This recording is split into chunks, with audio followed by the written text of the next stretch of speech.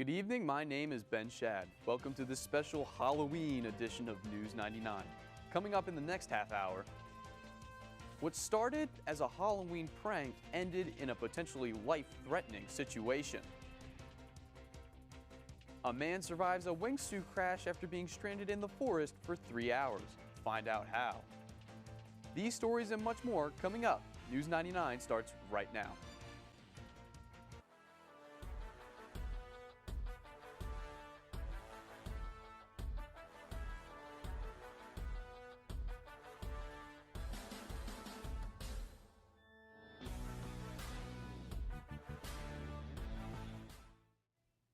Welcome back. I'm Tyler Joseph, also known as Zach Bilint. Let's take a look at what's happening this week around Millersville campus.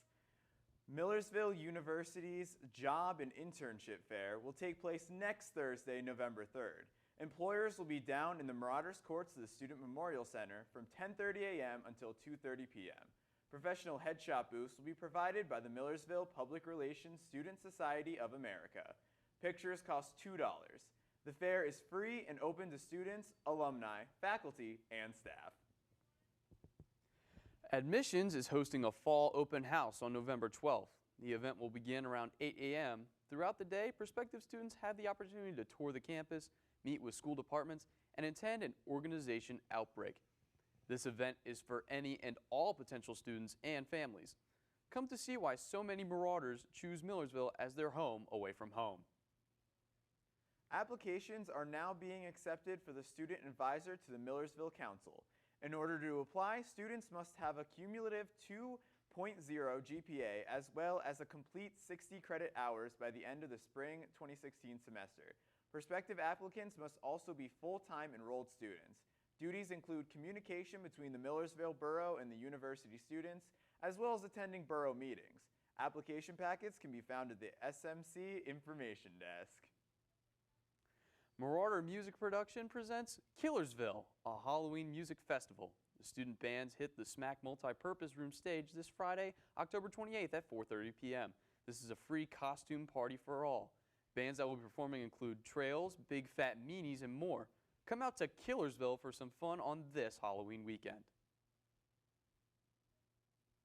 When we come back, we'll take a look at the latest local headlines. Stay tuned. News 99 will be right back.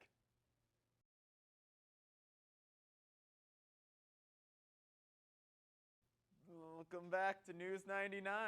A Lancaster man will serve up to 8 years in prison for burglarizing 2 city homes last April. Samuel Sanez pleaded guilty to felony county of burglary and attempted burglary in exchange for a 4 to 8 year prison term. According to police, Sanchez targeted homes at random times on the morning of April 23rd. At the Virginia Avenue home, police said a shoe print was left matching the shoes Sanchez was wearing that day. That's a day before my birthday, oddly enough. The Waynesboro Area School Board has agreed to post historical documents in school lobbies. This is a compromise to a businessman's offer to place plaques reading "In God We Trust" in all classrooms. The decision was made to hang documents with the national motto, as well as copies of the U.S. Constitution, the Bill of Rights, and the Declaration of Independence. The plaques were donated by a local businessman, Tom McLeod. McLeod felt the plaques were fitting as the motto was put into use by Pennsylvania's 13th governor, James Pollock. Pollock was the director of the U.S. Mint in Philadelphia. A bill to crack down on Pennsylvania Turnpike toll violators is on a Governor Tom Wolf's desk, awaiting a signature. House Bill 2025 was given final approval in the State House. This bill approves to suspend vehicle registration of owners who accumulate 6 or more payments of $500 in unpaid tolls. Drivers would be notified in writing that their registration faces suspension. Officials say that there was a 45% increase in drivers who did not pay tolls in this fiscal year. Once signaled into law, the bill would take effect in 9 months. Thanksgiving is right around the corner. Turkeys and other goods are needed to help feed those in need on Thanksgiving Day. The Bethesda Mission in Harrisburg is looking for donations for meals at the shelter. Executive Director Chuck Wingate wants to ensure that anyone who needs a meal gets it.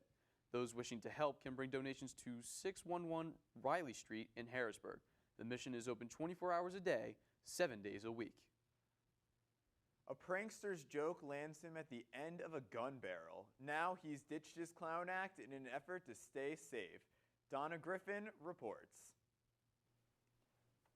20-year-old Sadiq Muhammad is a professional prankster whose entertainment videos are viewed daily by 6.7 million people through his Instagram and website, Hood Clips. The numbers don't lie. People love comedy. That's why I have a lot of followers. But his latest stunt could have been his last.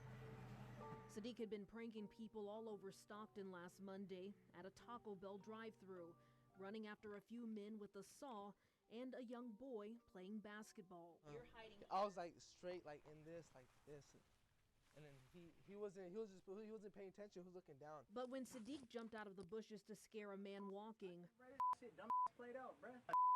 Don't run, come here. Don't run. It's a prank. When that thing hit me, I was literally like, oh dang, it's a prank. It's a joke. There's a camera right there. were you almost afraid to run at first? You didn't know? Yeah, no, yeah, because actually I seen the gun. If I didn't tell him it's a prank, if I would have run, I felt like he would have shot me. Oh my God. I mean, that's just scary.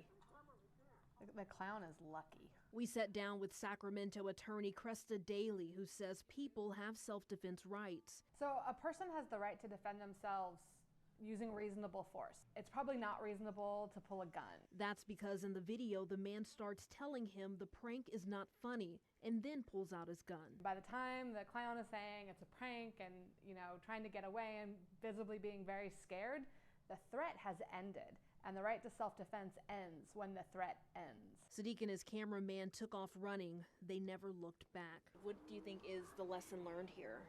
Lesson learned is like people don't play with the clown stuff. Like people really would shoot anybody. This lucky clown is now hanging up his costume for good.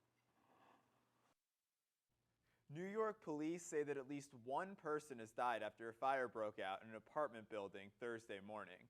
Several others were reportedly injured in the blaze on Manhattan's Upper East Side, and dozens were extracted. According to the fire department, the flames spread quickly throughout the building, and officials were concerned it might spread to neighboring structures. Twitter is announcing layoffs after a widely rumored sale process appears to have fizzled. The company says 350 employees across sales, partnerships, and marketing efforts will be cut. That's 9% of its staff. Disney, Google, and Salesforce were all said to be interested in bidding for the social network, but ultimately backed off. Salesforce even admitted it publicly. Twitter is making a push for a turnaround as an independent company. Its first big step is to improve its bottom line through cuts. Indiana authorities released a picture of a woman overdosing in her car, needle in hand, as her infant cried in the backseat. Authorities said that the purpose was to raise awareness about the ongoing heroin epidemic and show how it's impacting the entire state. But did authorities go about this in the wrong way? Lindsay Eden reports.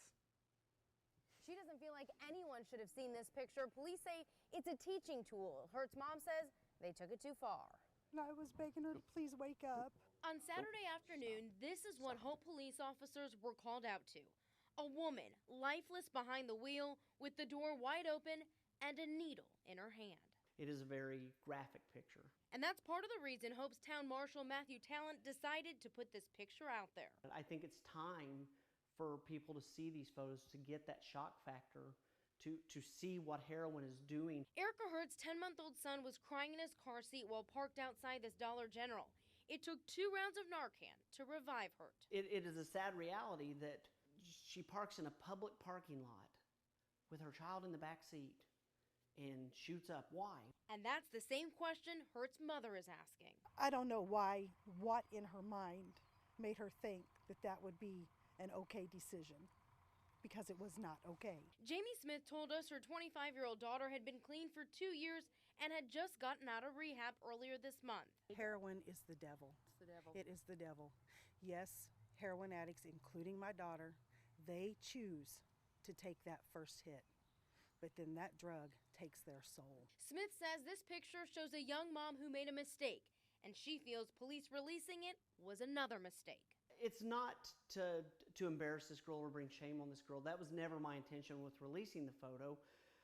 My intention is to educate people. Once she was back up on her feet, before she even went to the hospital, she knew how angry I was. Hurt is lucky that hit didn't take her life.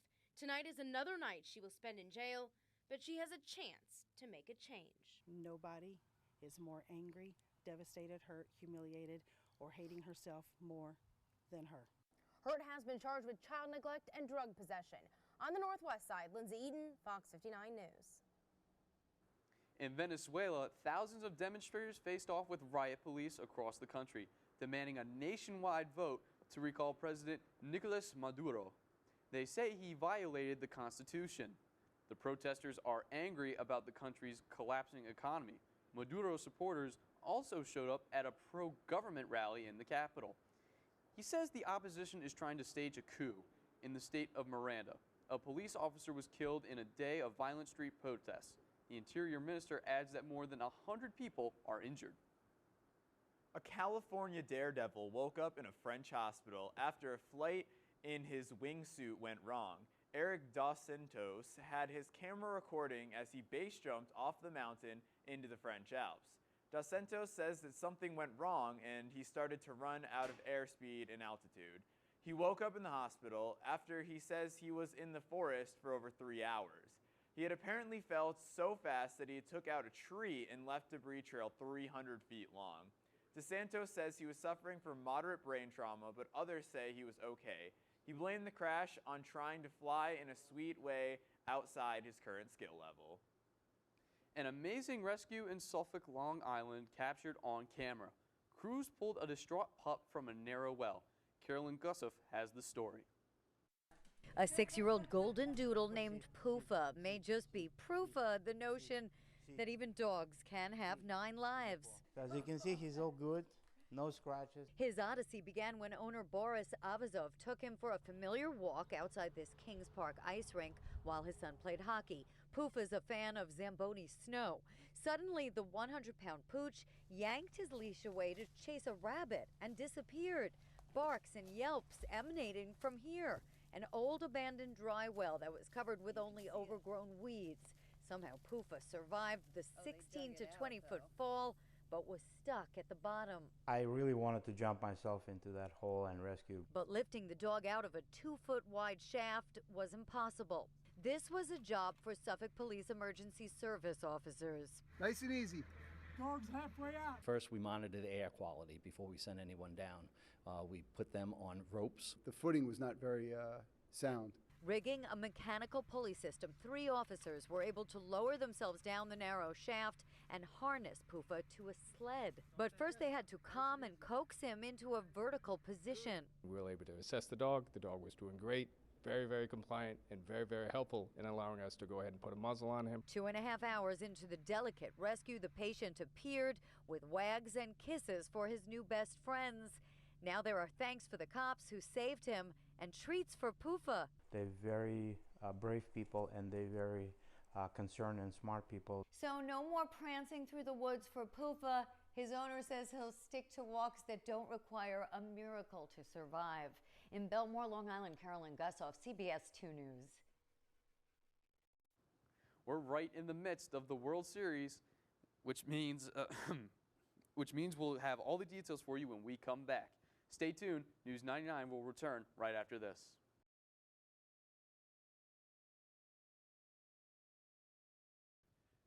Now we got some sports for you guys, but I'm a musician, so I don't know much about that. What do you got, Ref? Well, whatever it is, I hope it's clean, I hope it's fair, but Alan's probably got the details for us. Alan? Here we go. World Series. Henry Rowan Gardner and Wild Thing Ricky Vaughn will be proud of these Indians and Cubs teams.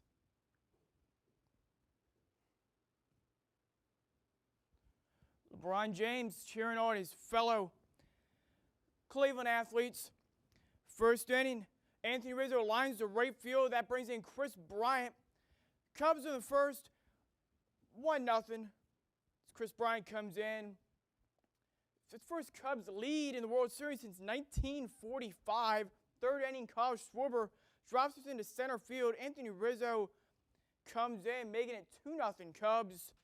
Fifth inning, Swerver again. He hits it into center again. This brings in Ben Zobrist, making it 4-0. Cubs win 5-1. Series now tied at 1. Game 3 going to be in Chicago on Friday.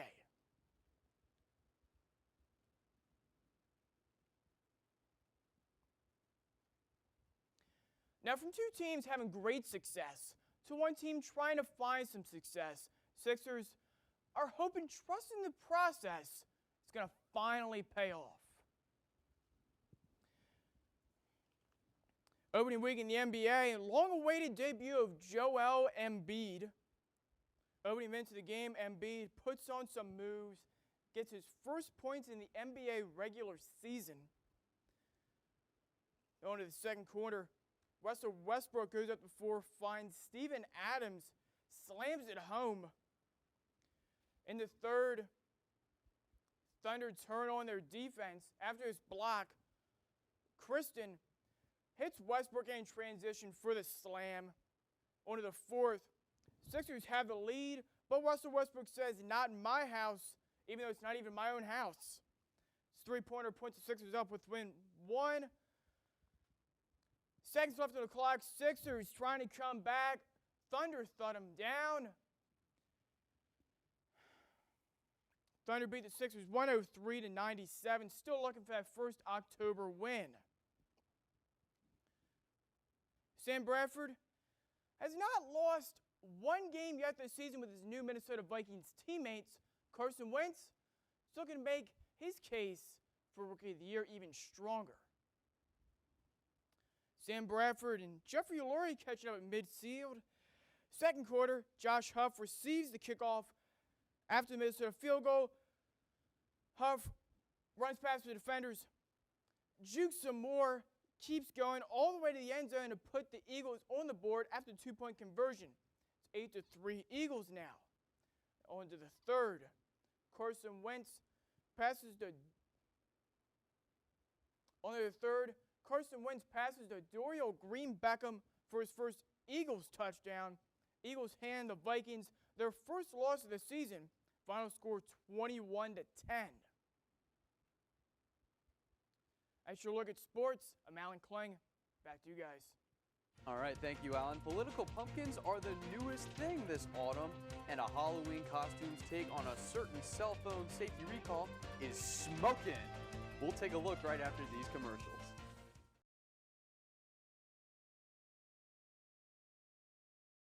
He's big, he's orange, and he'll probably make a stink come November. He's Trumpkin, and he's coming to a porch near you this Halloween. Jeremy Roth has today's Take a Look at This.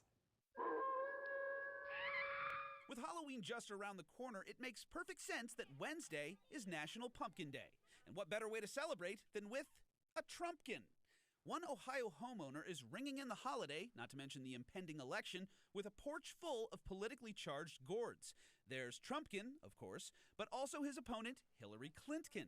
And for good measure, Vladimir Putin. The display's creator says, in fairness, both Trumpkin and Clinton weigh about the same, but Putin is heavier to represent Putin's heavy influence on the election. Topical. You too can be topical this Halloween. Just check out this homemade costume poking a little fun at Samsung's ongoing Galaxy Note 7 recall. The embattled tech giant had to pull millions of the phones from shelves following reported fire and explosion concerns, and one self-proclaimed Apple user decided to add insult to injury by pairing up his vaporizer with a bunch of Note 7 boxes and going viral to the tune of over 4 million views as a smoking Galaxy Note 7. Oh, and his fiancé is apparently dressing as a firefighter. Now you're just being mean. For Take a Look at This, I'm Jeremy Roth. An Oregon boy will have one of the coolest Halloween costumes around this year, thanks to a nonprofit that decked out his wheelchair. Reporter Nora Hart has more. You wouldn't know it by his sweet smile and calm demeanor, but 8-year-old Daniel is battling brain and spinal cancer. He's got the coolest last name ever. But today, Daniel Shaughnessy is taking on a new identity, Darth Vader, and the whole gang from Star Wars was there in his honor.